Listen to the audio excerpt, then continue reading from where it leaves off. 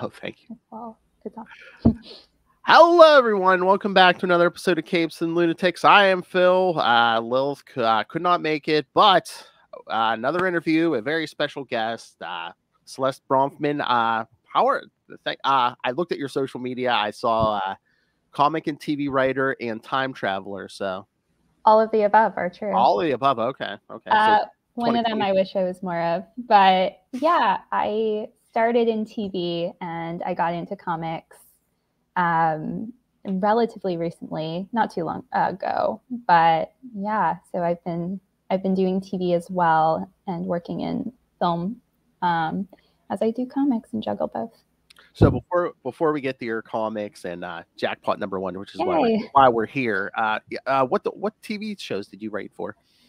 I wrote on a show called Degrassi in Canada. I wrote on a few other small Canadian shows before moving to the US. And then over the last 3 years, I was working at Marvel Studios. So I was on the TV and film side there. Oh.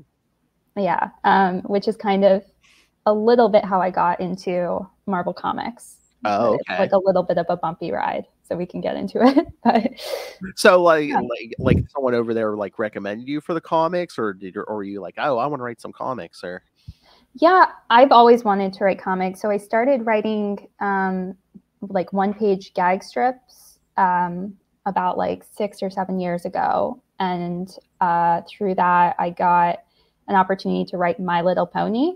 And I've written quite a few issues of that. I wrote a few arcs for My Little Pony, and then I wrote a Star Trek issue. And then I worked with Zeb Wells of Amazing Spider-Man, and we were on quite a few projects together. And he knew that I always wanted to write Marvel comics and have wanted to since I was very young. So he and Nick and I, we met a few times before it actually happened, but they finally found a little opportunity to give me a few short stories in the annual and in the 31st issue of Amazing Spider-Man to introduce MJ as Jackpot. And it was a huge honor to be able to write for such an incredible, iconic character. So yeah, it happened.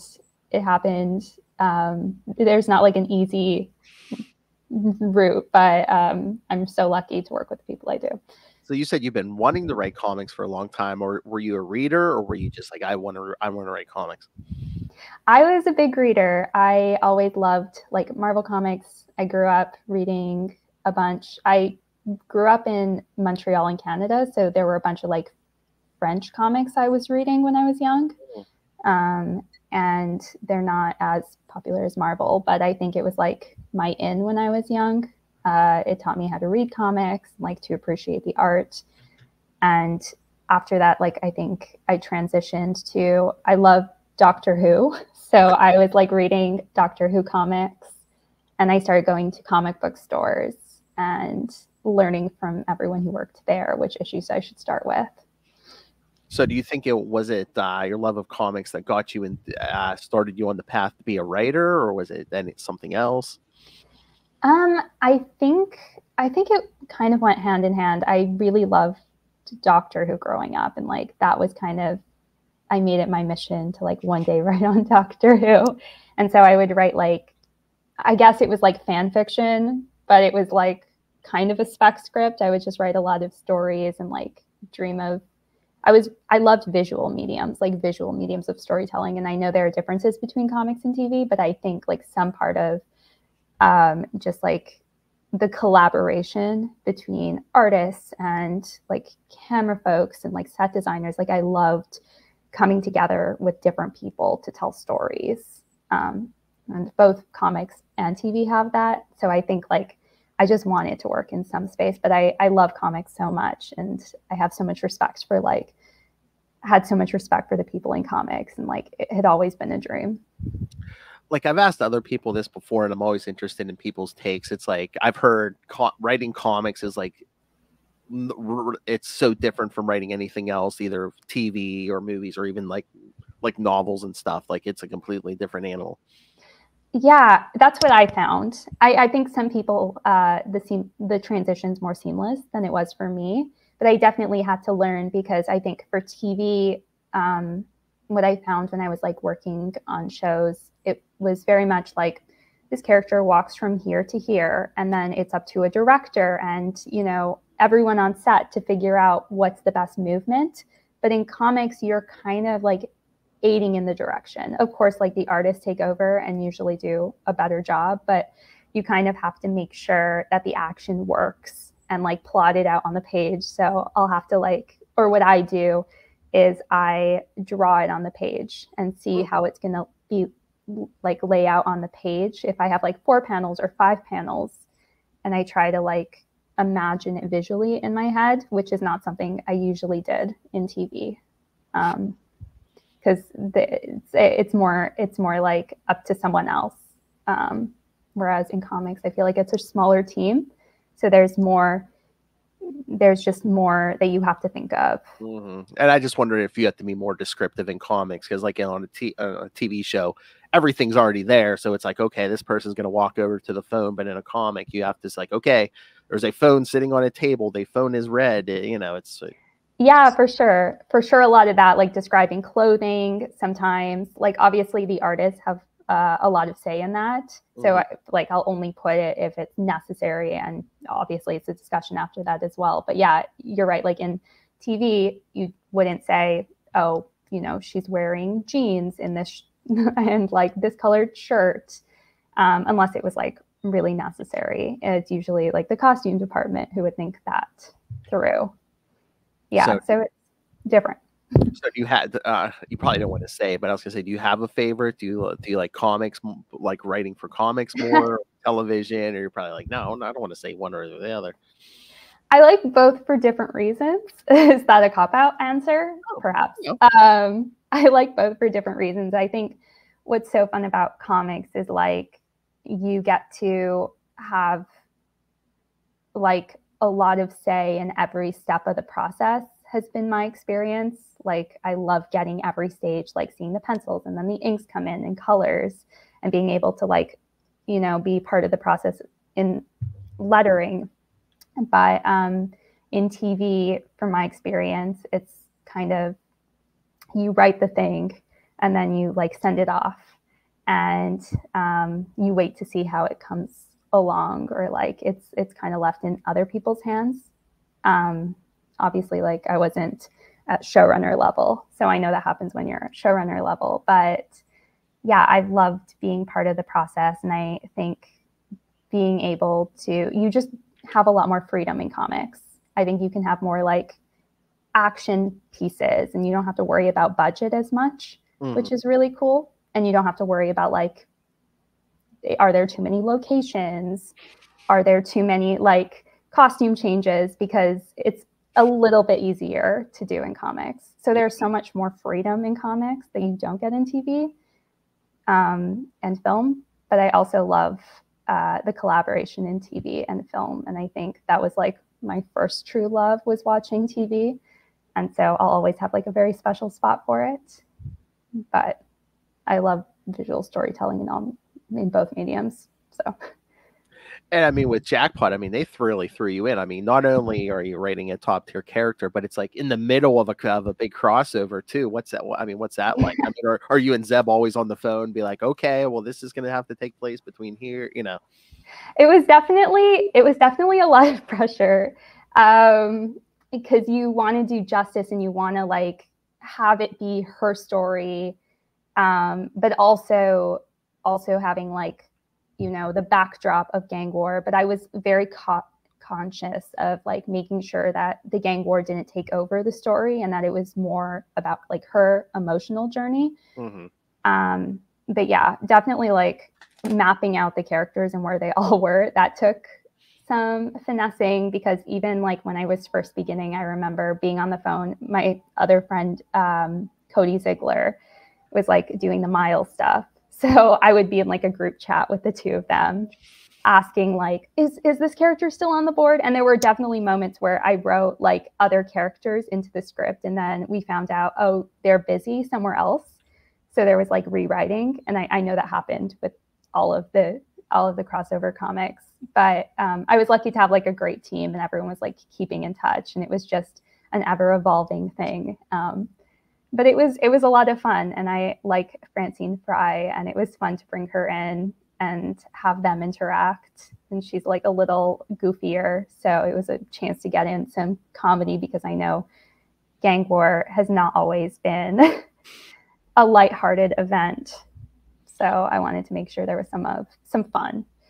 I mean, is this like the funnest job in the world, where you're just like, you know, you're in a group chat and it's just like, oh, can I use Electro? Yes, yeah, you know, it's all this fun. It's the most fun. I am so lucky to like be doing what I do, and in this group of characters, I mean, like the Spider family has always meant a lot to me. So I am so excited. And like MJ's powers are so fun too, in that it can be anything. And I think there wasn't as much room to play here, but hopefully everyone will see a little more in the upcoming Jackpot and Black Cat series. But yeah, it's so fun. It's just like a playground, and it's like surreal sometimes when you're texting and being like, can Spider-Man be here? Can we have him? Or like, and you're kind of like, we bicker a little bit like siblings, and we're like, well, I would like this, and I would like this. And in the end, we come together. And not only did you get to use Spider-Man, She-Hulk's in this too. Yeah, I love Jen Walters and She-Hulk, and I was really excited. I think, yeah, it was very fun. It was kind of Nick Lowe, who's the wonderful editor of these like comics, told me kind of just to pick characters I thought would be fun to see. And I thought it might be nice to have like Peter in there. I don't think he was necessary to the story, but it's nice to like kind of have them interacting. Mm-hmm. I think like at this point, I wasn't 100% sure how much they've like what was happening in Amazing Spider-Man through this time. But like, I love this connection they have where it's kind of like he believes in her and trusts in her, and I think they have such an incredible relationship. I know it's not romantic at the moment, but I think their dynamic has always been like such a pinnacle of both of their stories, so it was important to have him. Yeah, and I mean, I know people like are really heavy on one side or the other, but I love that marriage, and like I loved her character. I thought like the two of them were like the two leads of like all the Spider-Man books for the longest time, and then when the marriage was gone, I was like, oh no, we're losing. You know, she's not going to be the lead, you know, a lead character as much. So thank you, because this issue was so good, and yes, for taking care of one of my favorite characters. Thank you. That means so much to me. I'm so glad you enjoyed it. I was like, I know how much I love her and how much people love her. And I think like I'm excited that she has more room to grow as a character, and like a platform to stand on her own a little bit. And I think she will see her more with Peter, of course, in the future. But I think like right now, I love exploring her and her dynamic with like Black Cat and all of that. I mean, I think it's selling good, because yesterday I rolled into my comic shop at like 3 o'clock and I got the last copy. Oh, yay. That makes me so happy. I was doing a signing last night at my local comic book shop, and there were like such wonderful people who came in and just like were telling me their stories of like what Spider-Man means to them and what MJ means. And it just was really heartwarming. And yeah, it's just nice to speak to people who love the character, and I really hope I've done her justice. I love her too, so I'm glad to hear that. Oh yeah, I mean, I'm old. I've been reading them for over 30 years, and yes, you did do the character justice, all of them. Thank you so much. That is so wonderful to hear. And then you did mention you are going to have a Jackpot Black Cat series. Is that in March? Is that when that comes out? It is. I believe it's the last week of March. Correct me if I'm wrong. Ooh. Yeah. So I'm going to be able to kind of show MJ and Felicia and delve into their friendship a bit more. And I love their dynamic. Yes. I'm sure you too are a big Felicia Hardy fan. And yeah, it's just so fun. I love Jed McKay's like Dark Web series. And so I'm just excited to like get to play with those characters that he did such a great job building their friendship. Is that like a set amount of issues, or is that how are they doing that? Yeah, I believe I'm allowed to say it's going to be 4 issues. Okay. So it's a set series, and hopefully people like them and want to see more, because I would love, even if I'm not the one writing it, like I'd love to see them together in the future. I think their dynamic is really fun, and I love how supportive they are of one another, even though they come at like situations from very different angles. And I will throw it out here now. If you want to come back and promote that series, yeah, we're always down to talk Spider-Man stuff. Let's do it. I'm absolutely down. Yes. It's fun hanging and talking comic books. Oh yeah, I could just imagine writing them. I mean, I just get such like a vicarious joy just talking to writers about this stuff. It's it's so fun. I mean, I feel like you would make a great comic book writer. I probably need some talent, but I mean, I have the passion. I don't know about the talent. Yeah, I think honestly, it's like your love for the characters and your like understanding the characters is, I think that's the most important part. Of course, like structure and writing and talent, but I think like it's so important when you're writing something to be passionate about it, especially when it comes with such like a large fan base. So it's like an honor to be writing. But I think it comes across too. You can tell when a writer really is passionate about a character and just how much that they put into it. Which, like I said, I enjoyed this issue because I can tell. Yeah, I could tell you really care about Mary Jane. Thank you. That is, I do, and I know it's like it's hard to like please everyone when you're writing something, but I try to think like what would I have wanted to read when I was young. And I think like I wasn't introduced to comics until I was a little older. I wish I would have read them or gone to a comic book store when I was like before I was 10, but like stories like this feel like something that would have really drawn me. And so if it helps like other people get into comics, that's what my aim is always to do. So you said you had a signing. You said it went well. Are you doing any more signings in the near future? Ooh, we'll see. I might be doing one for Women's History Month. Oh. We'll see. But yeah, I would love to do more signings. I think it would be fun to meet more people. So I'll keep you up to date with that. All right, comic shops and venues. You heard that. Yes. There you go. More signings. Yes. Thank you for putting the call out. Welcome. All right. And you were talking about, it's so fun to write Mary Jane because, it could be so many powers. Do you have a list somewhere written down, either on a computer, be like, okay, I've used this power, I've used this power.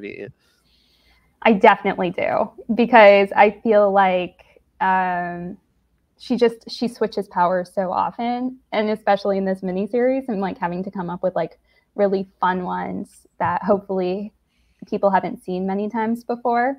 But yeah, I definitely have like a list on my notes app on my phone, and I will like have random ideas when I'm out in public and just think, oh, that would be fun to do. But yeah, there have already been such cool ones, like the cotton candy power, which was so cool. Yeah. I'm like, how do you top that? Yeah, it's like, I know I'm gonna have to keep on updating it, because I want to be able to have like wacky powers that I feel like people haven't seen before. You just have to pinch yourself and be like, I get paid to do this. Yes.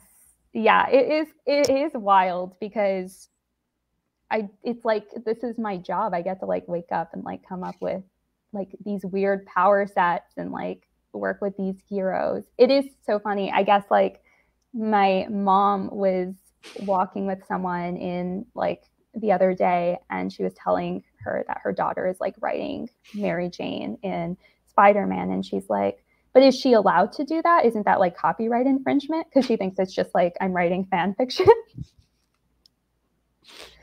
And like, honestly, I was doing that for many years.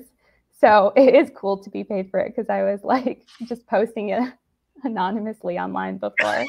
But I appreciate that my mom's friends are like, maybe she's just writing fan fiction. And honestly, that's okay. But the fact that like I get to do it and I get to share it with so many people and hopefully they respond is like such a gift. Yeah, no, I definitely pinch myself every day working in this world. This is, a dream come true. I know I've heard a few writers who said, they either have like significant others or their parents or someone, just that I'd be walking in stores being like, hey, guess what I wrote? Guess what I wrote? I get like weirdly embarrassed and socially awkward. It's something I'm working on. But I'm lucky that like at my local comic book shop, I just know all of them so well, and it's like such a chill crowd. It like helps with my social anxiety. Like if I'm able to talk comics, that's like a lot easier for me to do than I completely talk anything else. Yes. Truly, yes. I'm like, you want to talk the latest MCU show? I'm down. Oh, did you watch Echo? I did watch Echo. Yeah, like I really enjoyed it. I think she's a great character. Have you seen it? Oh yes. I really enjoyed it. Yeah. No, I loved the Marvels as well recently. I've already like bought it. It hasn't even, before it comes to streaming. I know it will be on streaming soon, but I was so excited to rewatch it. Yeah. I've been a huge like Captain Marvel fan since I was young. And Valkyrie is my favorite character in Marvel. So that movie felt very targeted, and Kamala. I was like, oh, this is for me. Yeah. What I know what you were saying about, like the social anxiety and stuff. Cause like back when I was in high school, people are like, oh, you read comic books and that. And now it's like, I walk into work, I walk in this wherever, and people are just like, oh, that new MCU show. What's this character about? What's it? I'm like the expert at work about like comics and stuff. I'm just everyone's like, yeah, you're the coolest guy there. What's coming up next? And it's so weird. All that.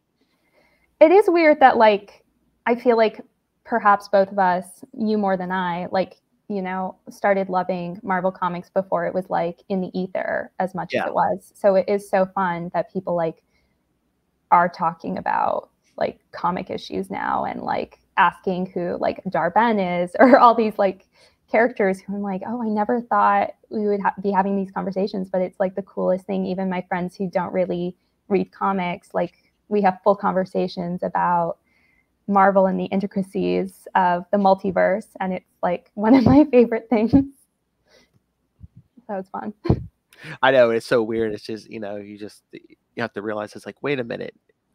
Not only did I never think like a lot of this stuff, like who thought Thanos would be a household name, and like like your mother or someone would know who Thanos is. Honestly, yeah. My grandma watches the movies now. She's like a big Chris Evans fan, and she's like watching Captain America and Avengers Endgame, and I'm like, oh, you're watching things that like I never ever assumed we would watch together and be able to like talk about. It's really exciting. But right. Thanos is a big but all of it, I mean, but that's gonna be awkward when your grandma's like, oh, that's Celeste, America's ass. Yeah. She does say that to me all the time. Does she? In fact. Yeah, it's her favorite quote. But it is funny. Like I think I was wearing like a Captain America jacket the other day. Unfortunately, most of my clothing is like comic books. Most of my shirts are, yeah. And she like recognized the Captain America logo. I was like, that's fun. Through Zoom. But yeah, no, it's so fun that it's become kind of a bigger cultural moment, because there's such great relatable stories to begin with in the comics. And so it's like exciting that we can share it kind of with everyone now.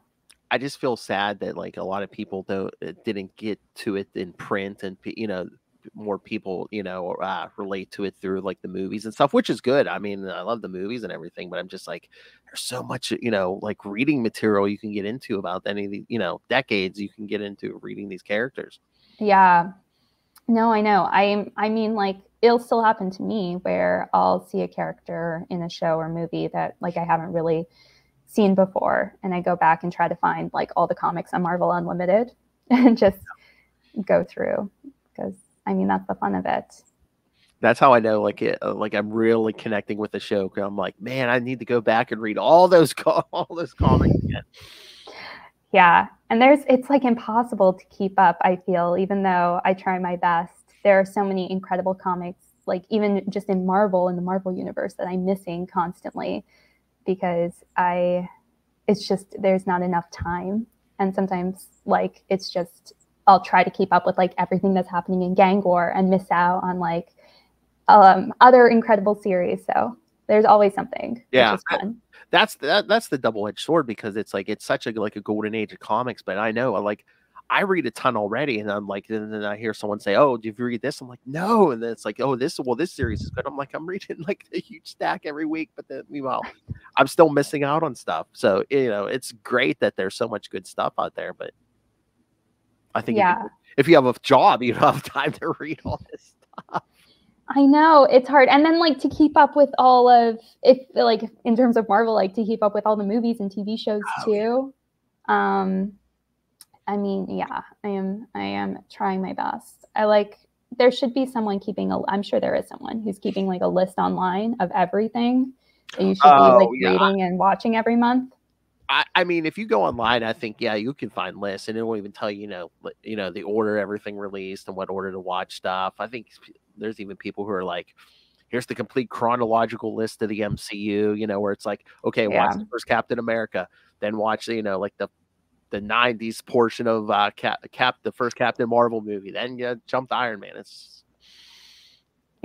I need someone to do it with comics too, like to track it all for me, if that's possible. If someone in the comics comment section here can do that for me, I would be grateful. I'm a chronological. It's hard to keep up. I know there are lists you can go on, and it'll like give you like every like issue, like certain characters have appeared in, some of them. It's huge. It's a huge list. Yeah, it's like really, I feel so like I am so grateful for Marvel Unlimited, because there were like, I love Valkyrie as a character, and there were so many issues that I had never read until recently because I just like searched it on Marvel Unlimited. I didn't even know they existed, so I've been able to go back and find them digitally because it's hard to find them in print. That's the other thing too, because I read like most of my stuff. I mean, like on paper, but I have Marvel Unlimited, but it's like, and then they have those the Marvel Unlimited stuff, and I'm just the original series. I'm like, I didn't know that was out. That was out. I know, there's so much amazing content. I want to like keep track of it all. Maybe one day I'll take like a week off and just read comics, which doesn't sound like a terrible way to spend a week. Oh no, definitely not. Okay, okay. So here's a question I love to ask everyone. All right, they come to you and they say you can. Okay, I was going to say TV or comics, but you can do both if you want. All right, so they come to you and say, okay, Celeste, you can rate any Marvel character. Like I said, comics and TV if you want to answer both, but you can rate any character. Who is it? I mean, probably Captain Marvel. Okay. Captain Marvel or Valkyrie. For Captain Marvel, I've been like following her the longest. I think I love her very much, and I think like she's just very relatable. I know obviously she's incredibly powerful, but I find her so relatable, and she makes so many mistakes and like recovers, and she has like these beautiful friendships. I love her very much. And then Valkyrie has always meant a lot to me, because I think like her, I'm queer, and I think like just seeing her arc and her relationships has meant a lot to me. So I think her MCU portrayal is like probably my favorite. I love like Tessa Thompson as Valkyrie. But yeah, both of the iterations, like the comics and in the movie. Oh, now I really want to see like an ongoing Jackpot series because we'll see like Captain Marvel guest appearance at some point, and maybe a Valkyrie guest appearance. Yeah, that would be so fun, like an A-Force. I loved yes, I love those kinds of team ups so much. Like I think that would be like the dream come true. Also like Kamala, like all of these characters are so incredible. And they're killing it too. Like Saber and Aman Vellani right now. Like so incredible. Like I just like so many talented people in comics right now. But yeah, it'd be very fun to do like a Jackpot Captain Marvel Valkyrie. If anyone's out there wanting that. So would it be Captain Marvel and Valkyrie for comics and TV, or? I think so. Yeah, those are the characters I really love and connect to. I think Kamala, I've been following her since the very beginning, and like Asana just put so much of herself in Kamala, and I just feel like I relate very deeply to someone who was like writing fan fiction. I'm not sure I'm the right voice for those comics. I think like there are other writers who understand her voice more than I do, but I think like she's such a great character. But yeah, I think Captain Marvel and like Valkyrie, I love both of them individually and together. Have you read all the Captain Marvel runs there? I mean, there have been so many, but I know like we've talked to Kelly Thompson a few times. That Kelly Thompson run, that is epic Captain Marvel. It's one of my favorite runs. I mean, right from the very beginning, like seeing her and Jess take on that big Kraken, you're like, she just has. I've never met Kelly Thompson before, but I'm a big fan of hers. I think like her run, I liked Kelly Sue's run, of course. Yeah, there have been so many incredible people. I love like Alyssa Wong's run right now. Oh yeah, the new one, yeah. They're incredible. Yeah, I think, but Kelly Thompson for sure like had one of my favorite runs, and it went for so long. It was just such a gift because I felt like it was just the thing I could look forward to coming back. I know, that's what I said. I mean, she got that book to 50 issues. I'm like, who does that if you're not Spider-Man these days? No, I mean, like it's a testament to the writing. Yeah. And like her portrayal of Carol was so grounded and so realistic, and like and like the friendships, it was such a great series. Oh yeah, just the mix of the personal stuff and just like the villain, like the Enchantress stuff, and yeah. And I mean, like I know it's not Marvel, but the Birds of Prey run that she's doing right now, so good. Yeah, no, I think she's such an incredible writer. Like she's one of those writers who I think I would like pick up series because her name's on it. Yeah. And I know there are a bunch of writers like that, like who are just so incredible. You'll just check out everything. And I've learned a lot about different characters just because I love writers and follow them to different series. Oh yeah, and like I said, we've talked to her a few times. She's a very nice person. Yeah. That's so good to hear. Yeah, I hope one day we get a chance to meet. But I was going to say I have to come up with some excuse to get you both on at the same time. I don't know. I'm like, I'd be so awkward. I'm just such a big fan. I'll keep it cool. Oh, it's so funny. She's one of the ones I think she told, how you say your mom's like, oh, how you're writing Jackpot and stuff. And I think she said one time her boyfriend went to this shop and when she writing Power Rangers or something, and he like got the issue, put it on the counter, told the guy, this is my girlfriend, and the guy's like, oh, okay. Sure. Yeah. I know, it's so funny because I think the one person I know who's always recognized in comics is Zeb. Like, I don't know why. Like, people just obviously because he's super talented and has done so much. But it's very funny because we'll like be walking in random locations, not even to do with comics, and people will recognize him, which is so funny to me. But no one ever recognizes me, obviously, because I'm new to it. But I didn't think it's like at cons where it's like that's where people really get so excited, and that's why it's so exciting to just like, because I feel like comics is such a niche market, and like sometimes maybe not as much as I think anymore, but it's like harder for me to find people who are like very into comics and have pull lists and like go to comic book shops, but at cons, it's so fun to like run into people who this is also their life and like are I think it's the cons. It's like there aren't a lot of like, just casual fans like wandering in there. It's like, yeah, if you're there, you're in the life. Yeah. Everything. Yeah. Yeah. Cause like I'll see writers who I've only seen like a picture of them in the back of a comic, and I get so excited, and it's not always appropriate for me to like go up and be like, I'm such a big fan, but it's fun to like see other people kind of recognize artists and writers too at those cons, and like all appreciate each other's work. Oh, I know that. I mean, there's a few I've talked to, like DG Chichester, JMD Mateus. Like I was reading as a teenager in the '90s. I was like, I've been reading your stuff forever. It's just that's so cool. I just talked. I just thought, you're part of the club now. I consider like comic book writers like rock stars. I'm just like, oh, you're that person who does that thing I love. Well, I mean, that is very nice of you to say. I feel like I'm still learning from so many people, and I'm so lucky to be here. But you're a published writer and one of the big two, so come on.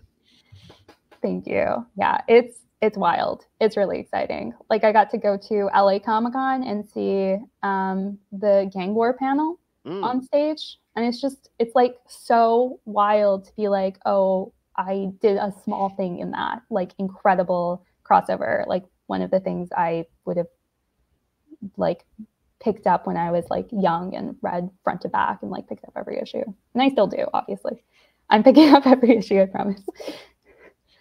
But yeah. So, is there any other stuff you're reading you're really enjoying at the moment? What else am I reading? I'm like a little behind on comics, so I'm just getting through like the Marauders right now, Steve Orlando's Marauders. I know it's a bit outdated now, but I'm like reading that. I've been reading mostly the Gang War stuff. I'm trying to keep up. I still have to pick up the latest issues, but I've been reading like Cody Ziegler's Miles Morales run, which I think is so wonderful. Just he knows Miles like inside out, and I feel like he nails it. I mean, what are you reading? Do you have any recommendations? Oh, I mean, I read, so like I said, I read so much and I still don't. Daredevil's been good. Saladin Ahmed. Ooh, yeah. I mean, he's Jen showed up in the issue this week also. So. Oh, nice. Oh yeah, and Rainbow Rowell's She-Hulk. Yes, sensational She-Hulk. Yes, yes. So good. My friend like wrote a little story at the beginning of it because she was Jessica Gao, she was the head writer of the She-Hulk series.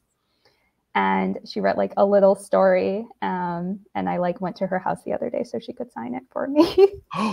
But I know she didn't even. I think. Wait, I have it here. It's an exclusive.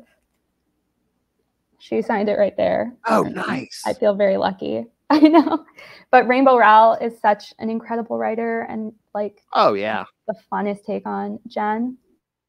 There's so much going, but the Daredevil, I'll definitely have to check it out. The Rainbow and Cody. I mean, these are some of the names of people I would like to talk to about this stuff. Yeah, you got to do it. I try. They're really cool. They're really cool. And Zeb, legend in the industry now, recognized wherever we go. But yeah, I would talk to him. Yeah. Yeah, I think his run is like, his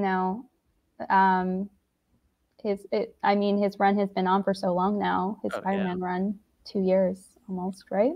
I think. You know what book we really like right now? Are you caught up on the rest of the Gang War stuff? Erica Schultz on Daredevil Gang War with Electra. Oh yeah, that is so good. Yeah, I need to catch up. I read her stuff for Hallows Eve. Yes. But I haven't like dove into her Daredevil stuff for Gang War yet. But I need to. Yeah, her Daredevil's really good because me and my co-host are even like this needs to be an ongoing. This is. Oh yeah, no, yeah. She also seems so cool. Oh yeah, I talked to her once. Yes, she's very nice also. Yeah, but they're good people in this industry. Yeah. No, I've heard that one. I mean, like the whole, I'm learning a lot about all the different like characters through just like reading all the gang war issues. I feel like there are some characters who I not necessarily heard enough about, and like so I'm being educated in Marvel lore as much Like, as I can be. Like who? Like I didn't know as much about like some of like I didn't know as much about like Hammerhead. Oh yeah. And like some of the just like people involved in the gang war. So I'm going back and reading through some like Some of them like Hammerhead. Hammerhead, they'll have like a big story and then like no one will use them for a couple years. There's like there'll be like big gaps, and I know they're characters like I've definitely heard of, but I feel like I've missed like pivotal issues with some of them. Like I know if someone brought them up, and I know, but no, it's been really cool to like involve myself in like those stories and like dig into all of those characters. Obviously, like Tombstone and seeing like Janice Lincoln and all these things has been fun. I'm definitely someone who needs to like is trying to like take present day comics and like learn the history of certain characters. I love like getting invested in characters and going back and like seeing where they came from and who they are. It's like one of the gifts. And obviously some are bigger than others. Like luckily MJ, I knew a bunch about her already and I'm still learning. I haven't read like every MJ comic, but I try to like every weekend go back and like to the, 80s comics and 90s comics because she's so cool. She was just always the best. But yeah. Their story in the 90s. She goes after the chameleon with a baseball bat. I mean, she is just no power. I didn't know that. No powers. She just went after the chameleon. Yeah. That's the thing about MJ that's so cool is like she's always been a hero. And I think like when we were talking about what this Jackpot issue would be, I think like she doesn't have as big a learning curve in my mind as some of the other characters who first get superpowers because she's been so involved in this world for so long. Yes. And she has been such a hero. And obviously it takes some adjustment, because these power sets are new. But I think like she just has these incredible instincts and this like love for her friends and her family. And she's always been just like put herself in front of others. And I think like that's what's so incredible about her and so exciting now to see her with powers and what she's capable of. Oh, yeah. Summed that up perfectly. Well, thank you. But it's fun chatting with you about this. All right. Before I let you go, before we plug all of your work, all right, now you are in the big time. So can I get a drop just real quick? Can you say, this is Celeste Bronfman and you are listening to the Capes and Lunatics podcast? Yeah, of course. Okay. This is Celeste Bronfman and you're listening to the Capes and Lunatics podcast. Perfect. See, I don't ask some like little writer to do that. It's all the big time writers I ask. So I'm so honored. Well, thank you. And thank you for having me. This is all right. And before we go, okay, so one, I'm going to keep you to your promise. When Jackpot and Black Cat come out, we will talk again. So yeah, I would love that. Let's do it. I'll have more to say then. Unfortunately, I can't spoil as much now. I know. So, all right, besides Jackpot #1, which is in stores now, go pick it up, kids. Go pick up 2 copies. Pick up one for you, one for your mom, whatever. Is there anything else you're working on you want to promote? Or? Yeah, well, I have the Black Cat MJ mini, Jackpot Black Cat miniseries coming out at the end of March. So pre-order it. Pre-order it, kids. Pre-order it. I have a small story and something coming out. I don't want to... I'm not sure it's been announced yet, so I don't know if I can say it, but... Is it another Marvel project, or is it... It's another little Marvel thing. Okay. And then, unfortunately, I can't talk about anything else. I wish it wasn't as secretive. But I worked on a TV show called Marvel Zombies that's going to come out in some time. It's not anywhere close to being done yet, but... Hopefully it'll come out soon. It's a lot of fun. Oh, nice. A lot of zombies and a lot of MCU characters. And I think they've like announced it at Comic-Con. But yeah, that'll be a little bit of a longer wait, but I'm excited for people to see that. I mean, we could discuss that too. I mean, just yeah, we can discuss that. It's an animated series that's like a spin-off of What If.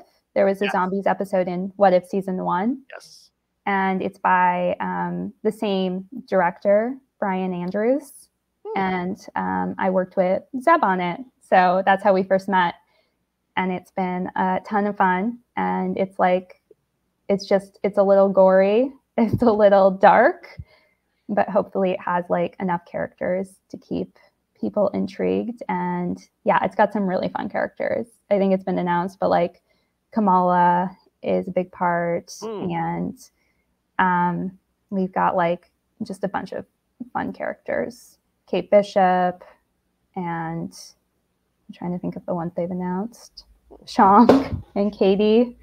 Yeah, they did like a Comic-Con reveal. So I know you probably can't reveal like the release date or anything, but do you know how many like episodes it is, or? I do. I don't know if they've like announced how many episodes. Truthfully, I just don't want to get in trouble with Marvel. Hopefully, it will be released relatively soon. I've seen like cuts, and it's looking so great. It's going to be really exciting. It's like the same animation style as What If, and yeah, it's going to be really fun. And I think it's a little. It's very fun. I'm excited for people to see it. I wish I could say more.